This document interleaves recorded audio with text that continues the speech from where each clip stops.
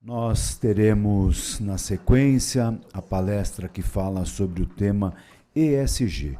Como a tecnologia pode ser parceira para uma gestão de segurança e saúde.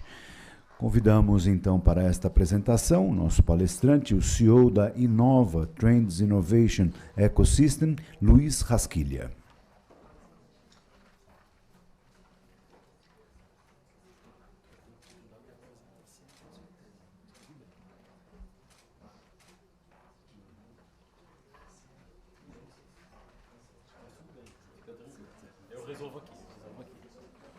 Bom dia, bom dia.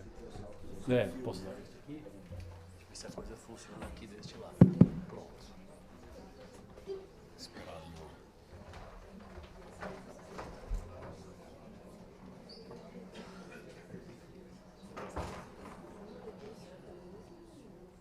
Deixa eu ver se a minha apresentação chega lá.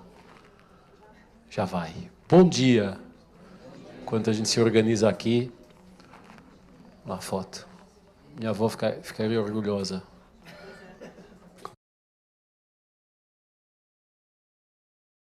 Lá dentro do processo, mas temos aqui uma discussão mais ampla.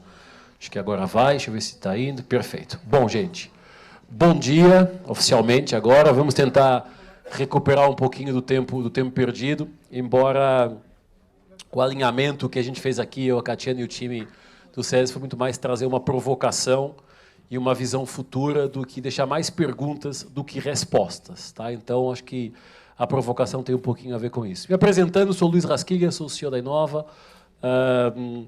Não sou brasileiro, moro no Brasil há 13 anos. Morei e trabalhei em 9 países, 3 continentes.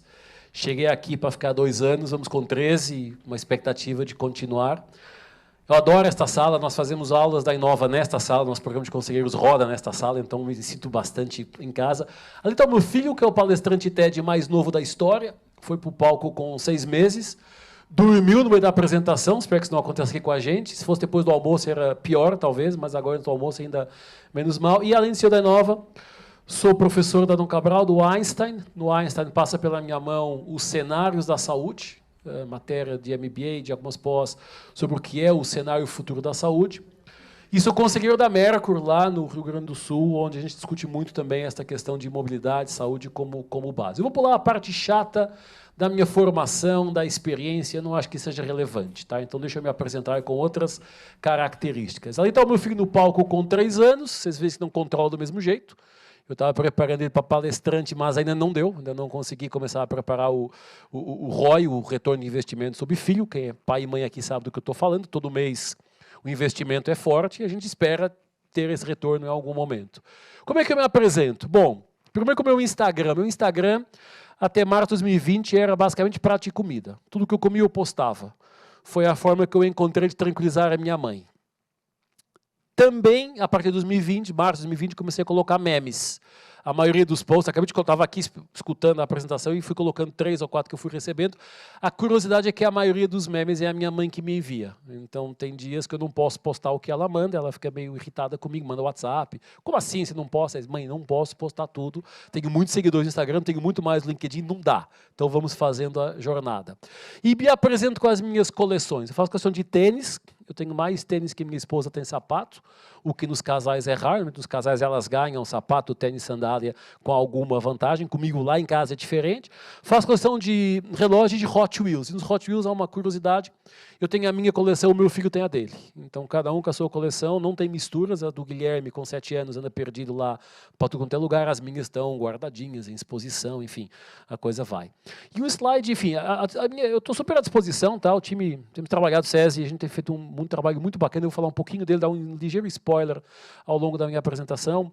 Mas, naturalmente, vamos estar juntos aqui uns 50 minutos. Vai ser uma coisa rápida, de visão de trabalho, de pessoas, de modelos de negócio e de tendências, que é o que me traz aqui também para falar um pouquinho. Mas se acharem que eu posso contribuir, trocar ideia, pedir opinião, tá aí, meu e-mail, meu celular, estou super à disposição para podermos, enfim, trocar sobre estes conteúdos. Um slide rápido também sobre a Inova, que é, vou pular este aqui, puxar isso para cá, que é o nosso ecossistema. Eu hoje estou com o chapéu aqui da nossa divisão de pesquisa. Nós somos uma das maiores empresas do mundo em mapeamento de cenários e tendências, para todas as áreas. E hoje estou com o chapéu aqui de research, embora tenhamos outras áreas de atuação, em consultoria, em escola, e por aí vai. Bom, o que eu preparei para a nossa reflexão? Eu tenho 2 objetivos com a minha apresentação hoje. O primeiro é tirar 10 minutos de sono a cada um de vocês hoje à noite. Então esse é o primeiro objetivo, declarado e assumido. E o segundo é tentar que esses 10 minutos sejam inspiradores para pensarmos juntos e para que esta jornada de transformação aconteça no dia a dia. E, portanto, vai ser uma visão mais do macro para o micro, vamos começar com uma visão mais ampla do que está acontecendo e vamos fechar lá no final da apresentação com aqui um pedaço daquilo que nós temos feito com o SES em termos de mapeamento dos grandes cenários em saúde e segurança no trabalho, promoção da saúde e outros que, naturalmente, fazem parte do nosso negócio. O que temos na tela? Na tela vocês têm um estudo feito pela Inova em 2010 sobre o mundo em 2020. Isso fica só para memória futura. A apresentação fica disponível para quem quiser, está super à vontade para distribuir, tá? Mas se vocês olharem depois com paciência e com atenção, vão ver que em 2010, 97% das coisas que nós mapeamos para 2020 se concretizaram, inclusive a última linha da caixa amarela chamada epidemia. Então, 10 anos antes, a gente fala, hoje só é pego de surpresa quem quer, porque não falta informação. E quando olhamos pela lente das tendências, visão futura, isso nos ajuda a reduzir alguma incerteza e alguma ambiguidade sobre o que vem pela frente. O meu sócio também fala que se você não está confuso, é porque está mal informado. Então, também vale a pena colocar essa complementariedade da perspectiva na nossa conversa. Então, o que caracteriza...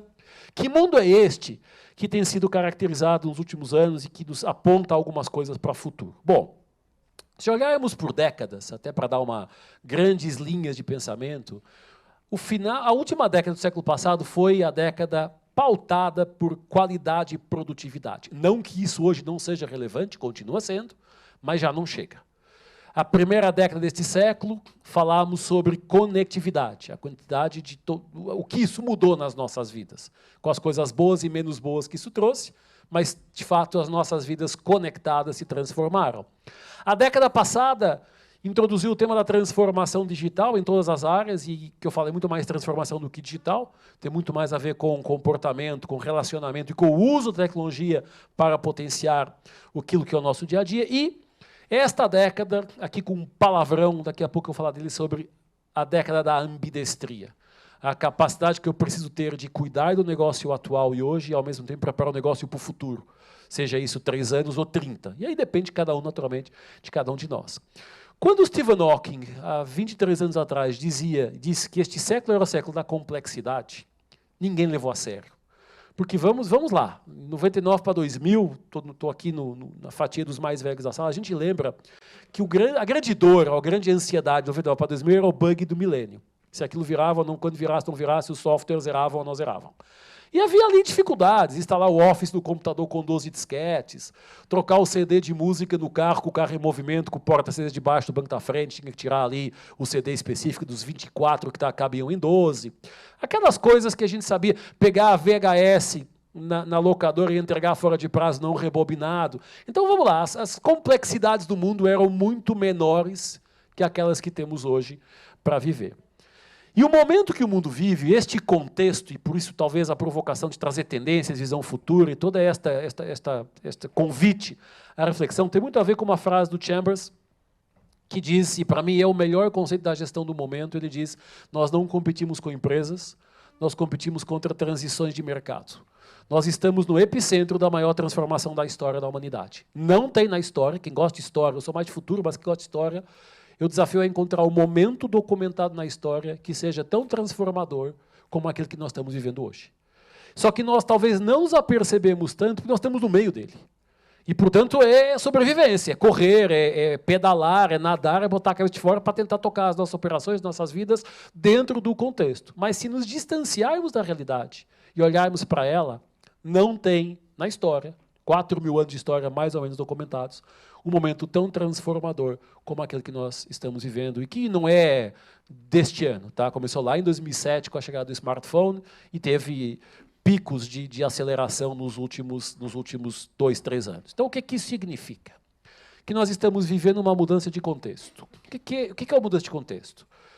Todos nós aqui somos filhos e filhas do modelo taylorista da gestão. Quem lembra da primeira aula de gestão, Taylor, Fayol e Ford pautaram lá em 1918, pós-Primeira Guerra Mundial, a lógica como as empresas são estruturadas. Job description, cadeia de valor, top-down, departamentalização, processos muito focados na competência técnica, saber fazer e repetir as melhores práticas. O que dá certo, você repete. O que dá errado, você abandona. E não há espaço para erro. Aliás, todos nós aqui devemos ter vivido. Quando eu chegava em casa, acontecia comigo, com vocês com certeza também, quando eu chegava em casa com o meu boletim de notas e mostrava para os meus pais que das 10 notas, 8 eram boas e 2 eram ruins, eu não levava parabéns pelas 8 boas. Eu levava puxão de orelha pelas 2 ruins. E todos nós fomos. Por quê? Porque o contexto pautava a padronização. Você tem que ser bom em tudo. E a gente sabe que não era verdade naquela altura, muito menos hoje, com a quantidade de coisas que estão à nossa volta. Então, outro dia, a minha esposa me ligou, você viu as notas do seu filho? Quando as notas são ruins, o filho é meu. Quando as notas são boas, é dos dois. Eu disse, vi. Você viu que não tem nenhum A? Mas também não tem nenhum D. Depende da perspectiva. Tem lá um monte de B e tal. E ele olhava, pai, eu tenho que ter As? Não sei, depende do que você quer fazer da sua vida. Se quiser ter Bs, eu estou feliz. Se tiver tudo D, temos um problema. Então depende muito da perspectiva. E a mudança de contexto onde nós estamos tem a ver com perspectivas.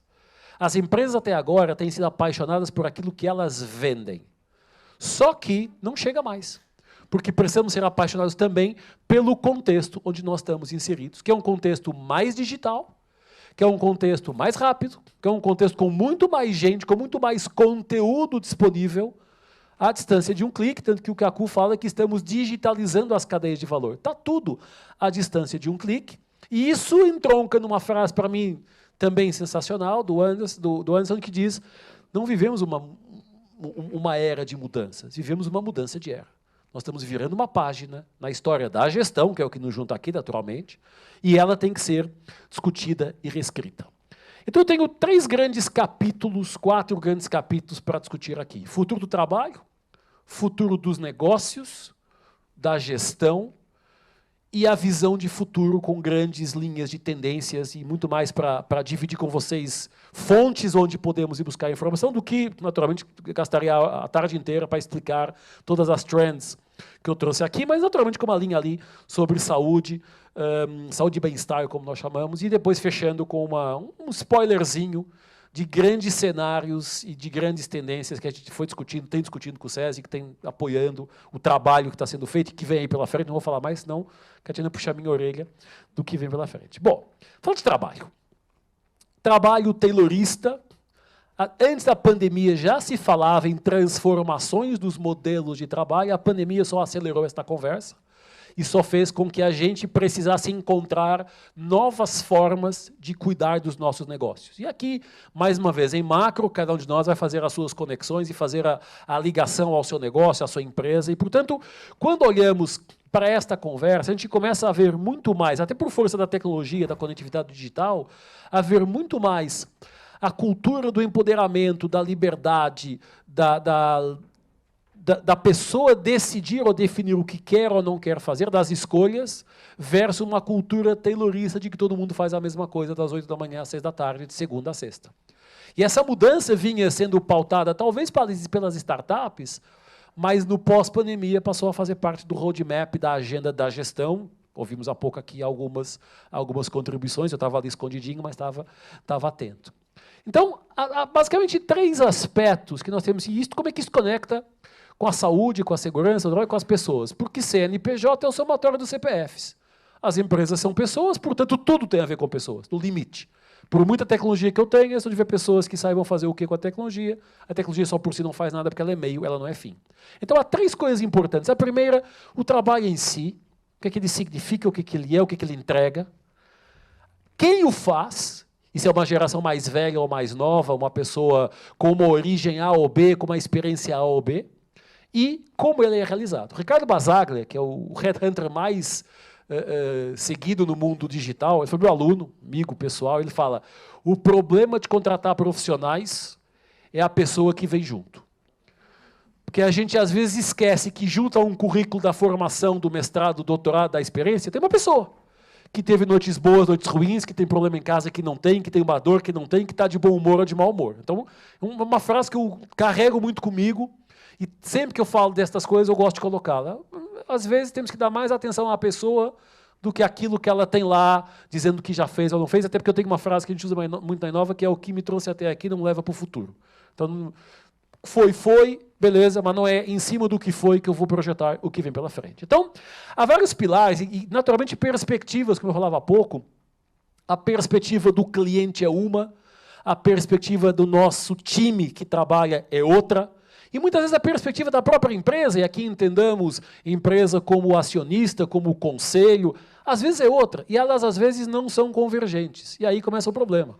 Porque o que eu acho que é, o outro acha que não é, e aqui temos, naturalmente, que fazer a convergência de visão, posicionamento, propósito e outras coisas por aí. Então, como é que nós, num estudo grande que a Inova fez, levamos 2 anos, depois se alguém tiver curiosidade, eu disponibilizo o relatório free, tá? Ele está disponível sobre o futuro do trabalho, as profissões do futuro, está lá bem disponível, mas tentei resumir aqui num capítulo rápido.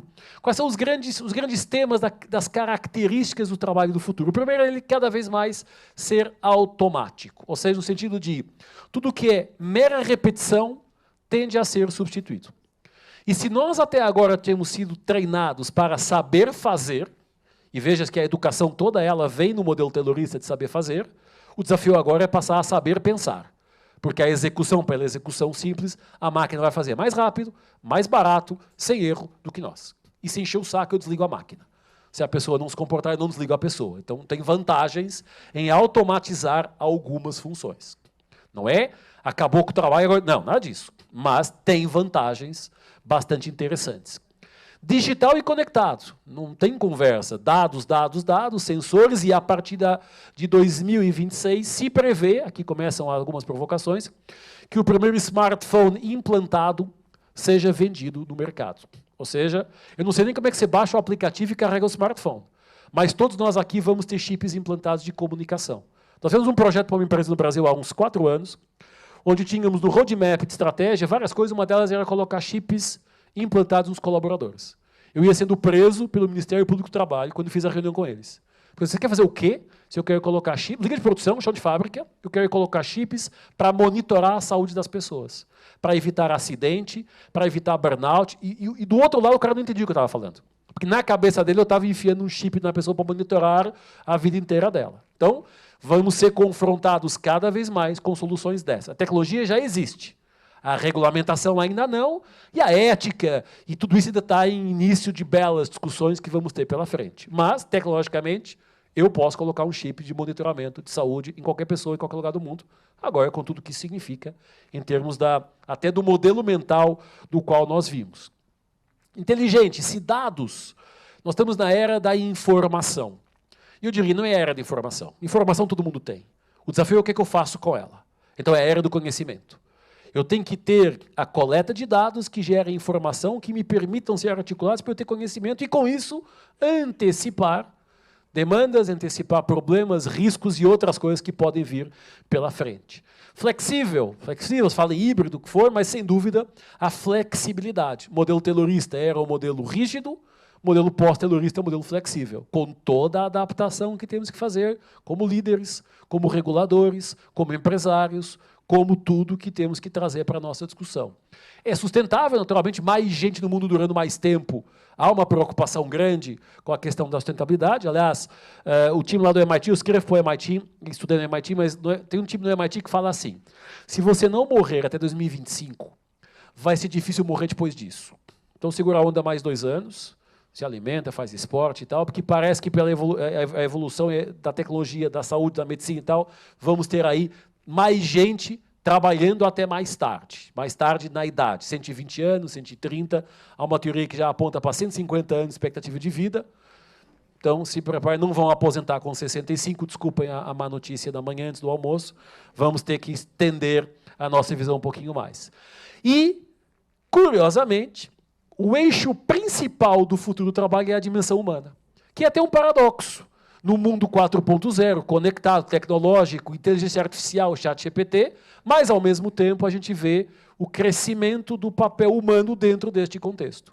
Com todos os desafios de nos adaptarmos, de aceitarmos coisas novas que não estavam no nosso roadmap e de fazer disso algo que nós chamamos na Inova o significado do trabalho no futuro, muito centrado aqui nessas discussões humanas, de trabalhabilidade. É um palavrão meio estranho de falar, mas foi o único que nós encontramos para extrair de tudo que nós já conhecíamos. Olha, o que vai ser importante, todos nós vamos continuar trabalhando, uns mais, outros menos, em coisas A ou coisas B, mas a preocupação é como é que vamos desenvolver nas pessoas o seu nível de trabalhabilidade, que passa por competência técnica, competência humana, competência comportamental, por realização pessoal, por um monte de coisas que a educação, e eu que tenho quase 25 anos de carreira no mundo da educação, não está preparada para entregar.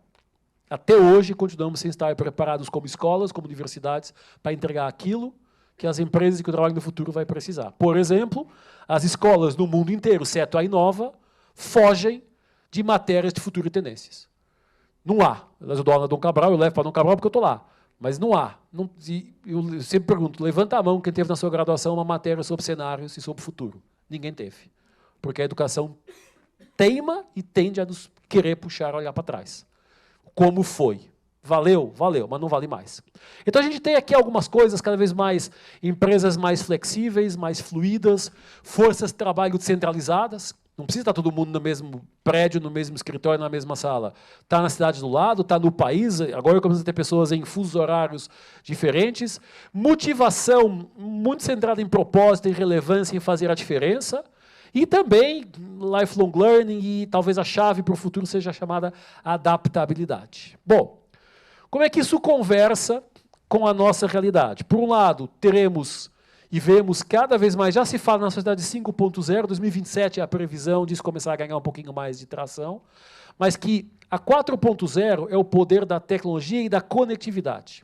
A 5.0 é a busca por usar a tecnologia para resolver os problemas da humanidade e do ser humano. É uma mudançazinha que parece fácil, mas é extremamente complexa. E é para isso que a gente vai caminhar. Quando me convidarem para falar de 2030 para frente, outro dia, eu falarei de singularidade e de humanismo digital, fusão homem-máquina, não é para conversa aqui hoje, vamos só ficar no passo anterior. Bom, se o trabalho caminha para este contexto, como é que a gestão tem que organizar? Não é com certeza com o modelo taylorista tradicional. Não é com certeza com a forma como todos nós aprendemos. Este é um trabalho feito pela Inova, em parceria com a Price, há 2 anos, em que nós encontramos o paralelismo. Do lado esquerdo da tela, vocês veem o modelo clássico da gestão, ou também conhecido modelo taylorista, onde a regra, as palavras-chave, hierarquia, processo, cadeia de valor e produto. Foi aquilo que nós aprendemos, foi aquilo que nos ensinaram, foi aquilo que nós praticamos e praticamos e nos cobraram para praticar. Só que a pandemia teve um fator acelerador de transformação.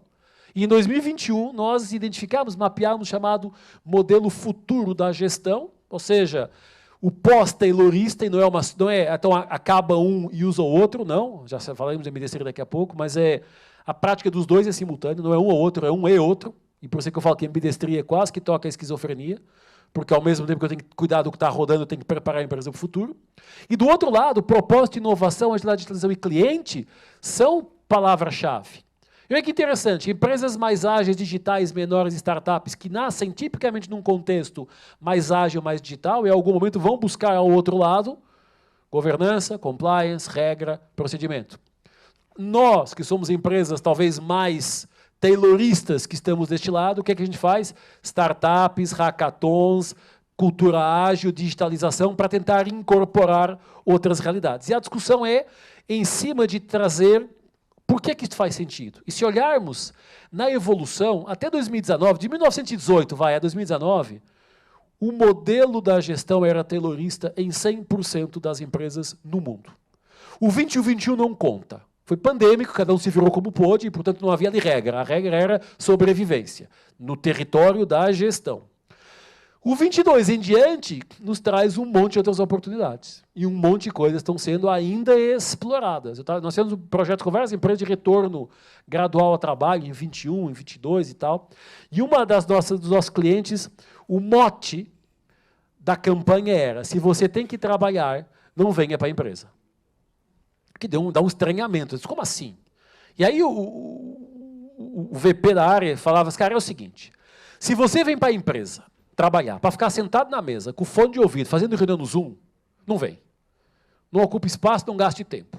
Venha para a empresa para relacionamento, troca de ideia, cafezinho no corredor, brainstorming, cocriação, para sermos humanos. Aliás, a gente defende muito que o futuro do ser humano, pela primeira vez na história, o futuro do ser humano é ser humano. Porque até agora nós somos tratados como máquinas. Nós somos formados e formatados para serem máquinas. E nós somos ruins como máquinas. Porque as máquinas são melhores que a gente. Agora, pela primeira vez, outro paradoxo interessante, nós estamos sendo convidados a poder ser humanos, criativos, inovadores, flexíveis, emocionais, divertidos, um monte de coisa que aqui é válido, mas que aqui não fazia sentido. Porque aqui você, minha avó, que faleceu ano passado com 98 anos, me dizia, quando eu tinha 15 anos, meu filho, estude, arruma um emprego para a vida e cala a boca. Se o chefe mandar pular, você pergunta a que altura você pula. Hoje, quem tem estagiário sabe, se você mandar pular, o cara pergunta: por que eu tenho que pular? Não posso caminhar, ir de ponta cabeça, deitado, e está certo. Porque tem outras perspectivas, não há uma única verdade absoluta. Então, este é o modelinho, depois eu deixo um link para quem quiser baixar ele, o relatório está free, está disponível para quem quiser ler, porque eu acho que ele pode nos inspirar a algumas coisas. E, portanto, se os modelos de gestão estão sendo transformados, pegando aqui emprestado da Deloitte, que nos traz também uma outra visão do tipo de empresa que vem pela frente. E aqui a gente fala muito em negócio de plataforma e de ecossistema. O que está acontecendo na gestão? Esta é só uma visão de empresas ligadas ao mundo financeiro. E essa está desatualizada. Tá? Então, a empresa é o banco. Ligado ao banco tem mais 300 mil coisas possíveis. Esta é só uma formatação. O que tem acontecido? Nós estamos vendo a fragmentação das cadeias de valor. E as startups, por sinal, elas têm um DNA muito claro que elas não querem resolver o problema todo. Elas não querem ir de A a Z, elas querem resolver um pedaço da ineficiência da cadeia de valor. Por isso é que há tantas. E por isso é que tantas juntas conseguem prestar um serviço muitas vezes melhor do que uma mega corporation estruturada. Porque elas são focadas num detalhe. Olha o desafio que nós temos. Como é que eu me foco num detalhe com uma mega operação, com X mil pessoas, com uma história que não era essa? Ao mesmo tempo que as cadeias de valor se fragmentam, o custo também baixa e, portanto, ao baixar, permite outras situações. Vou dar um exemplo. O meu Spotify tem 8.000 e não sei quantas músicas. Custa R$30 por mês. Se eu fosse comprar CDs de música para ter 8.000 músicas, eu não tinha dinheiro para comprar, não tinha nem espaço lá em casa para pôr, nem me organizava no meio daquilo, porque ia dar, sei lá, 1.500, 2.000 CDs. À medida que nós fragmentamos cadeias de valor, os custos baixam. Porque outros players entram com valores mais baixos. Então, em vez de eu comprar o CD, eu assino o acesso à música. Em vez de eu comprar o carro, eu assino o uso do carro. E isso começa a mudar a própria forma como os negócios têm que ser pensados. E o Geoffrey Parker, lá no MIT, este é um livro que eu recomendo vivamente, a plataforma, fui aluno dele. Ele diz, cara, qualquer negócio que queira sobreviver nos próximos 20, 30 anos, tem que pensar como plataforma. Tem que pensar sendo elo de conexão entre quem tem alguma coisa para vender e quem quer comprar alguma coisa, e de preferência ser ele o player dessa plataforma. Dá um exemplo, um cliente nosso que eu gosto muito, a Porto Seguro. Porto Seguro, vende, mas também tem cartão de crédito, também assina celular, também assina carro se você quiser, e também vai lá em casa com o encanador resolver. Por quê? Porque ele entende que o que é importante é ter o cliente comigo. E o que ele precisar eu vou tentar encontrar, naturalmente, não vai fazer nave espacial. Mas dentro de um território de correlação, eu vou prestar a ele o serviço que ele precisa, independente se eu tenho ou não tenho. Então, vou buscar o cara que é encanador, que é parceiro. Vou buscar o cara que entrega carro, que não sou eu, mas eu te dou esse acesso. Isso começa a mudar a lógica taylorista dos negócios. Olha a dor que isso traz, até do ponto de vista emocional, para as pessoas. Porque é dizer, olha, durante 100 anos você fez de um jeito, e agora tem que começar a fazer de outro. Que não está provado necessariamente seja melhor. É diferente, Mas ainda não temos essas respostas. Temos muito mais perguntas do que respostas. Então, as plataformas, enfim, os Airbnbs da vida, como a gente fala, eles começam a se apoderar dos negócios e a introduzir aí um outro conceito que é o de ecossistema. Que é o quê? É tentar ter dentro do meu contexto tudo aquilo que possa acessar ou ajudar o meu cliente. Então, a gente tem feito vários projetos, como eu trabalho muito, como sou professor do Einstein, trabalho muito com a indústria farmacêutica, e temos muita discussão de ecossistemas de saúde. E vou dar um exemplo, não brasileiro, mas de uma companhia de seguros na África do Sul. Às vezes, há pouco eu escutava aqui, e vi a notícia também, naturalmente, da discussão dos planos de saúde, do prejuízo e tal. Há uns 5 anos, não foi mais do que isso, uma companhia de seguros de saúde e de vida na África do Sul fez a seguinte reflexão. Olha, pessoas duram mais tempo, as tendências ajudando, as pessoas duram mais tempo, o pessoal está fazendo menos esporte, está se alimentando pior, portanto, para dar BO ali na frente de infarto, AVC, não sei o quê, são dois tempos. Isso tem um problema, que é as indenizações do seguro de vida vão explodir e do plano de saúde é a mesma coisa. Temos 2 caminhos. Ou mantemos um aumento de preço de prêmio, que é como a maioria das empresas fazem hoje, que é insustentável, que daqui a pouco ninguém vai conseguir pagar, ou vamos trabalhar para cuidar da saúde dos nossos clientes, para que eles não tenham os AVCs e não tenham os infartos. O que eles fizeram? Cada cliente foi indivíduo. Foram a cada cliente, fizeram todo um exame de saúde dele, diagnosticaram como é que a pessoa estava e com um conjunto de parceiros de ecossistema em nutrição, em esporte, em descanso, em mentoria, não sei o que, disseram, aqui está o teu programa de qualidade de vida. À medida que você vai atingindo etapas, eu vou reduzindo o preço do teu seguro, porque a probabilidade de você ter um AVC cai. E olha que interessante. Agora, explica para o teu acionista que o teu objetivo é reduzir o preço daquilo que o teu cliente está pagando. E a dor que já está na conversa. Porque o modelo taylorista é o contrário. É explorar ao máximo aquilo que o cliente pode pagar. Ali é o contrário. O sucesso que eles tiveram é uma coisa indescritível. É case. De coragem, de visão e de persistência. Porque eles fazem em 2 meses. Leva tempo. O fato é que, ao cair o preço, mais clientes vêm, a plataforma começa a captar gente que não podia pagar 10, mas pode pagar 2. As indenizações caem porque os sinistros caem também. E numa lógica de longo prazo, a empresa hoje é um case global de turnover em cima de negócios que a gente fala, não tem solução. Claro que tem. Depende da lente que eu quero colocar. Eu quero usar a lente que eu sempre usei ou eu quero trazer novas diferenças. Então, aí, o exemplo de ecossistema nos ajuda. Bom, e os negócios? Então, se o trabalho está em transformação, se os modelos de gestão têm transformação, como é que fica a discussão dos negócios? Tem uma metáfora que eu gosto da pizzaria. São Paulo, até há 1 ano atrás, não sei os números atualizados, mas até 1 ano e meio atrás, comia por dia 1.400.000 pizzas. Então, São Paulo aqui come 1.400.000 pizzas por dia. Não sei se agora é mais ou menos, mas enfim, é diferente.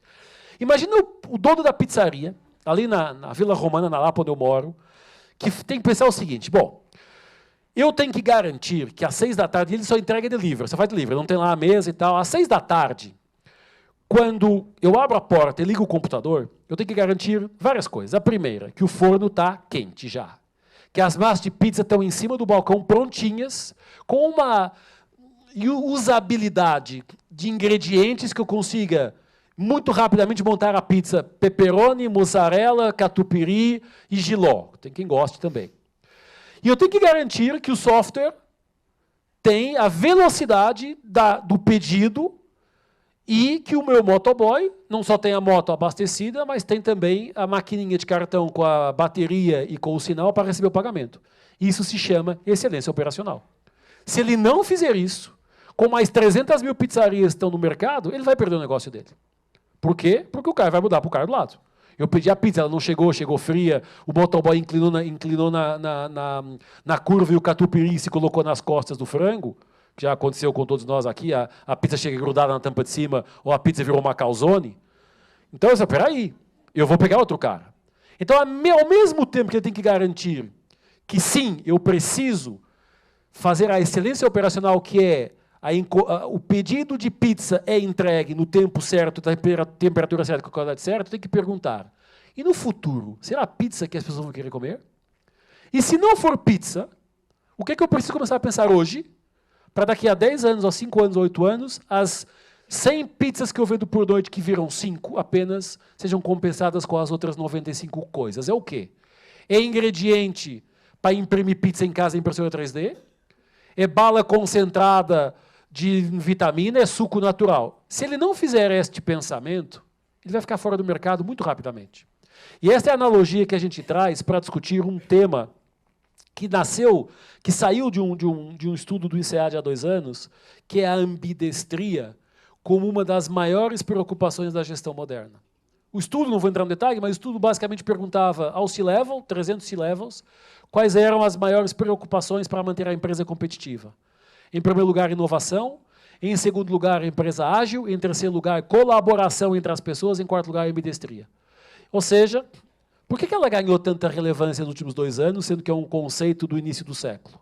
Porque nós estamos vivendo em simultâneo, nunca tinha acontecido, 3 evoluções ou transformações. A evolução tecnológica, a mudança do comportamento do consumidor, a turbulência política e a incerteza econômica. Não é só no Brasil, é no mundo. O mundo está debaixo desses 4 grandes pilares de mudança. Que fala, bom, eu tenho que cuidar do negócio que eu tenho hoje e, ao mesmo tempo, preparar o negócio para o futuro. E, a partir daí, é uma busca por equilíbrio. Equilíbrio permanente entre eficiência operacional e inovação, ou como eu falo carinhosamente, entre o caos organizado e a organização do caos. Eu tenho um amigo meu que fala, cara, logo na minha vez é que isso tudo acontece. Podia ser daqui a 30 anos que eu estaria aposentado, logo agora é que se fala em empoderamento, é que se fala em transformação digital, ESG, diversidade, um monte de coisa que eu não fui treinado, não fui preparado para isso. Eu fui preparado para repetir o que dava certo, porque foi assim que eu cheguei lá. Logo agora, na minha vez, é que tudo isso acontece. Eu falo, olha, hashtag aceita que dói menos. E a partir daí vamos seguir o jogo. Mas é o desafio do equilíbrio, e que ali em cima fala que a empresa preparada para o futuro, o negócio, é aquela que ao mesmo tempo consegue lidar com a incerteza e se adaptar ao contexto em mudança e lançar novos negócios em paralelo aos negócios atuais. E não é um ou outro, é um e outro. E aqui está o desafio. Porque a gente escolhe, ou faz uma coisa ou faz outra. Ou sou startup, ou sou corporation. Ou sou público, ou sou privado. Ou sou cooperativo, ou sou privado. Não dá mais para fazer essa separação. Então, quando a gente olha por esta lente, por esta perspectiva, há aqui uma discussão, peguei no emprestado do Julian Birkinshaw, da London Business School, que damos aula juntos sobre o tema. Ele fala, olha, temos que colocar sempre em perspectiva e equilíbrio explore e exploit. Exploit é a melhoria contínua. Proteja o seu negócio e mantenha ele vivo. Explore é a criatividade, inovação e encontrar novos territórios. E não é um ou outro, é um e outro. Aqui é uma ferramenta que eu uso muito com os meus alunos, que é ao mesmo tempo que eu tenho que trazer novas ideias, eu tenho que ter ideias que mantenham a proteção do que eu tenho hoje. E não, mais uma vez, eu tenho 8 aqui e 2 ali. Não, a ambidestria são 8 de um lado e 8 do outro. 2 de um lado, 2 do outro. 10 de um lado, 10 do outro. Então esse é o nosso desafio de equilíbrio permanente entre algo que nos trouxe até aqui e algo que me leva para o futuro que eu não sei muito bem o que é, que vou ter que explorar e, naturalmente, continuar trazendo. Então, esse olhar para o futuro tem alguns contextos. O primeiro tem muito a ver, eu gosto dessa analogia, que é a forma como nós dirigimos carro versus a forma como dirigimos empresas. Nós dirigimos o nosso carro 90% do tempo olhando para frente e 10% do tempo retrovisor e espelho lateral. Se não for assim, se não para no farol, não chega no destino. Mas nas empresas, fazemos exatamente ao contrário. 90% do tempo é retrovisor, que é tipicamente o histórico, como foi feito. Espelho lateral, que é uma coisa chamada benchmark, para o qual eu não sou muito fã da teoria, porque se eu perder tempo a olhar para o lado para fazer o que o outro faz mais rápido e mais barato, eu estou perdendo a oportunidade de olhar para frente para ver onde é que está a diferenciação. E aqui fica também a reflexão e o convite a pensarmos sobre isso. E dedicamos pouco tempo a olhar para frente. E isso é um belo de um desafio também. Não vou entrar muito em detalhes, mas o pai e a mãe destes temas, a mãe é a Fate Popcorn. A Fate Popcorn é uma consultora americana com 83 anos agora, que nos anos 70 do século passado, publicou uma coisa chamada Popcorn Reports, em que mostrava 16 tendências para a virada do século. Estamos falando há 50 anos atrás, não havia informação, internet como nós a conhecemos hoje. E ela foi apelidada de louca. Como assim louca? Não faz nem sentido o que ela está falando. E o melhor juiz é o tempo. Quando chegarmos na virada, das 16 previsões, ela tinha acertado 14. E hoje, a assertividade é de 97%. ou seja, aquilo que as empresas, não só a Inova, mas as empresas do mundo, de mapeamento de sinais e tendências falam, com 97% de probabilidade acontece. A minha mãe fala, por que você não acerta na Mega Sena? Pois é, porque ali é sorte. Não é metodologia de pesquisa. Mas ainda assim, é o que eu estou tentando encontrar. E este senhor aqui é o pai. A Faith Popcorn é a mãe, o Carl Roth, que é o holandês, é o pai. Eu trabalhei 2 anos com o Carl Roth, fui VP global da Science of the Time, que é a maior do mundo em cenários, nós continuamos ligados.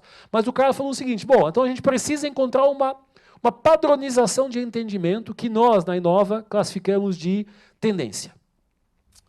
E que diz, a tendência, eu tenho vários exemplos daqui a pouco, é a alteração, são as alterações que influenciam a dinâmica dos negócios e o comportamento das pessoas.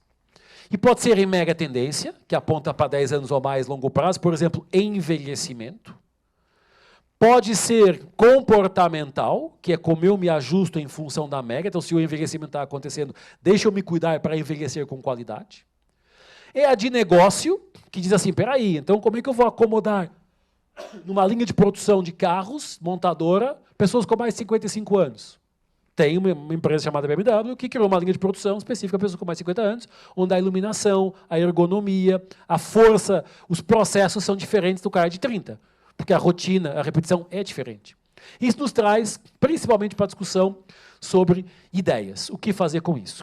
Nós trabalhamos muito esse tema, e aqui vocês têm a confusão toda, que é o nosso mapa com 78 tendências, 18 mega, 30 comportamentais, 30 negócios. E aqui embaixo tem uma específica sobre saúde e bem-estar. Ou seja, tem a lente ali definida. E o meu convite, para quem quiser aprofundar, o relatório é free, não pede nome nem e-mail. Vocês chegam, baixam e usam. E o curso comigo, de 8 horas, também é free.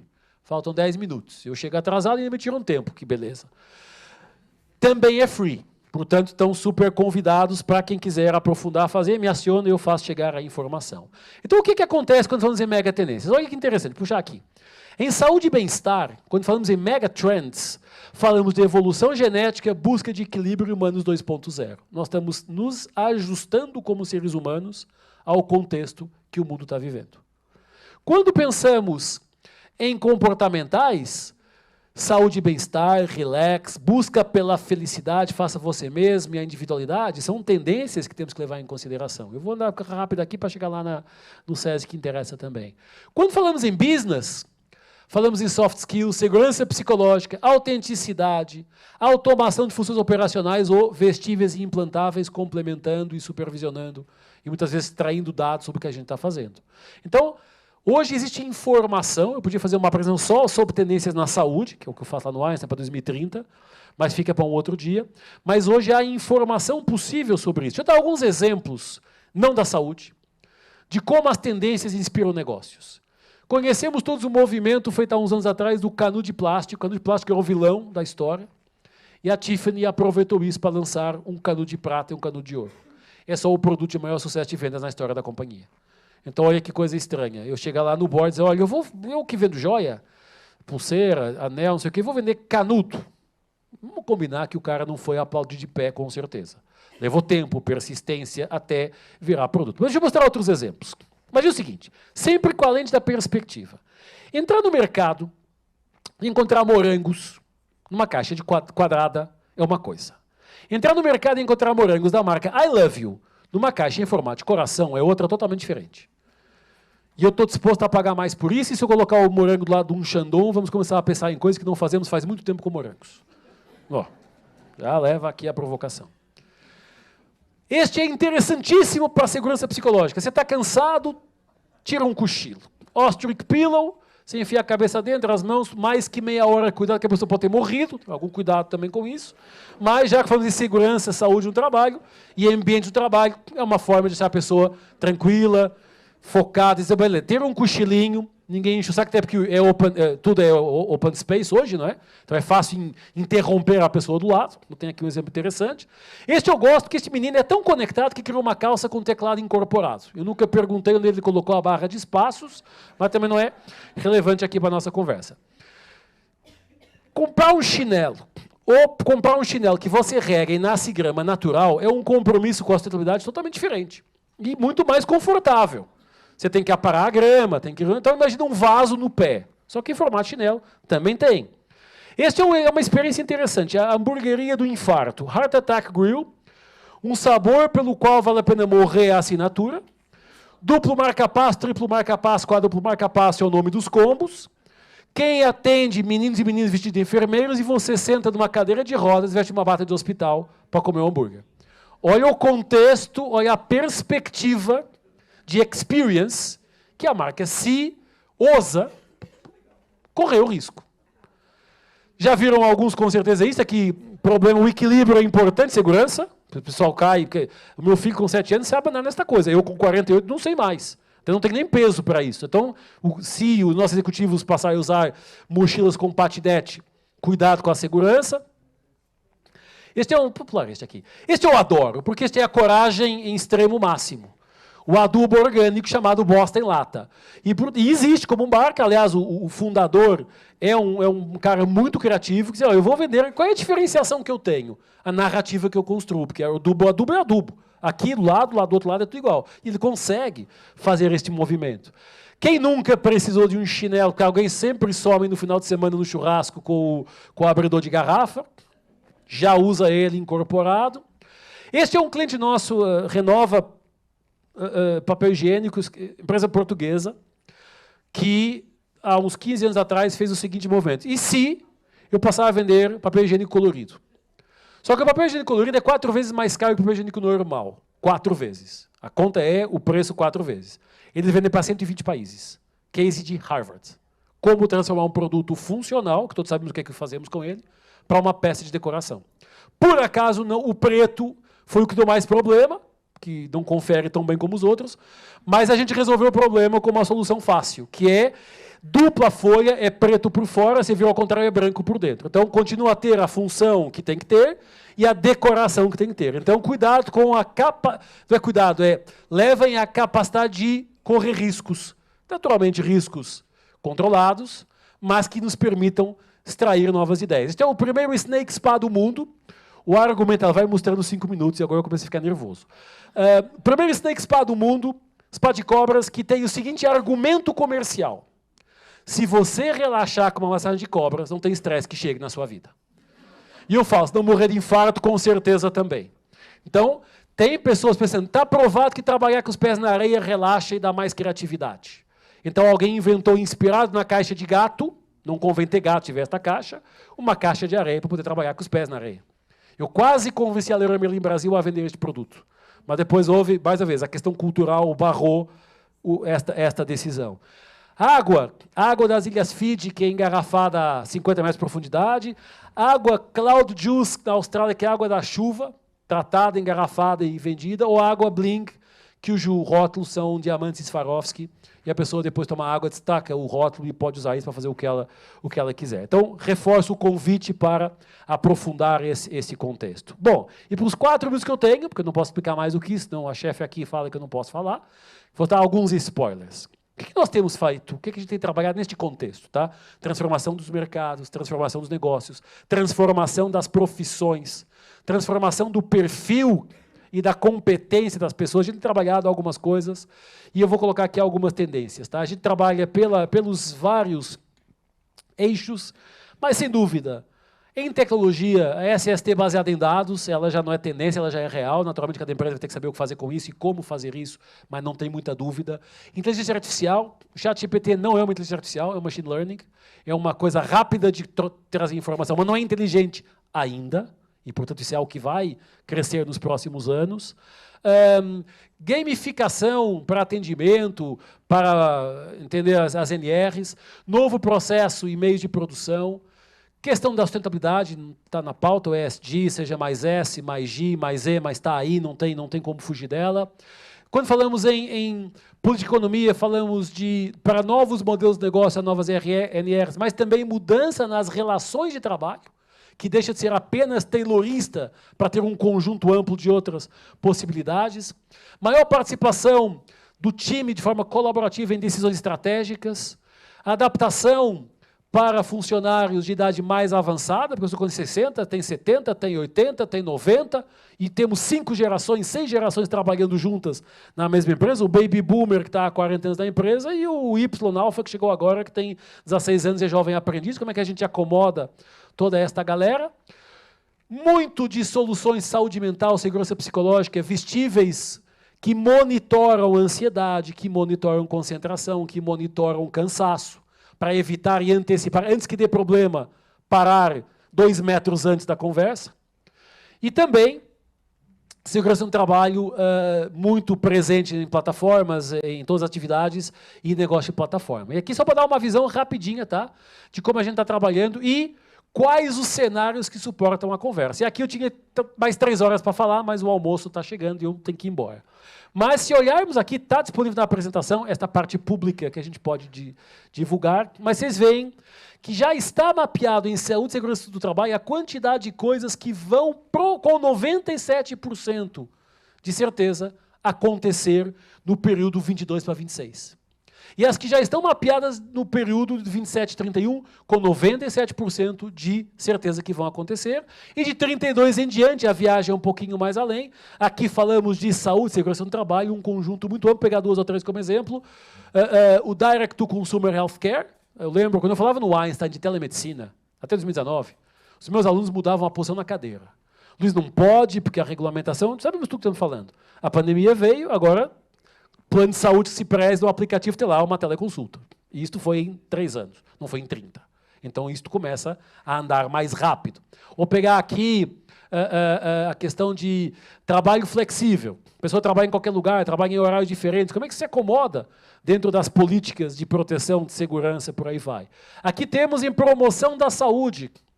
Temos, sem dúvida, discussões sobre vestíveis, exames, saúde, faça você mesmo, tem um conjunto muito amplo e também em outras áreas correlacionadas que nos ajudam muito na nossa discussão aqui interna do SESI, para onde vamos e principalmente para onde não vamos, porque ter certeza do que eu quero é importante, mais certeza do que eu não quero, mas se você que terminou o tempo, eu tenho que enxericar, o tempo encerrado, vocês viram, mas eu estou encerrando agora. Bom, então, importante, passito a passito, não queremos fazer tudo de uma vez só, não queremos fazer saltos quânticos, a cultura corporativa não se coaduna com saltos quânticos, mas sim com passos pequenos e fortes na direção do que eu quero. A direção é mais importante que a velocidade. E saber que a base hoje tem a ver muito com as ideias. Ideias. Tem muita informação disponível, o que fazer com tudo isso. Deixa eu fazer 2 convites finais para ir embora, vou estourar 35 segundos. Quem quiser conteúdo, inovaconsult.com.br tem uma aba chamada Downloads, tem uma página aberta, não pede nome, não pede e-mail, não registra cookie, tem 300 documentos gratuitos sobre estes temas, sobre futuro, sobre tendência, sobre cenários, white papers, pesquisas, cases. E se quiserem aprofundar um pouquinho mais, o convite para acessar inovaol.com, que é a nossa plataforma de curso, tem 76 cursos lá, mas tem lá, aqui não sei muito bem, alguns cursos free. Aí precisa de nome e e-mail, mas aquele curso que eu convidei vocês de tendências é free. É muito mais uma forma que nós encontramos de disseminar conteúdo e de contribuir dentro daquilo que a gente consiga para ajudar os mercados a se conscientizarem e fazer alguma coisa com isso. Reforço a minha disponibilidade, e-mail, celular, redes sociais. Se acharem que eu possa ajudar, contribuir, trocar ideia, bater papo, vai ser naturalmente um grande prazer. E quero agradecer muito ao time do SESI o convite para estar aqui hoje com vocês. Pessoal, era isso. Muito obrigado.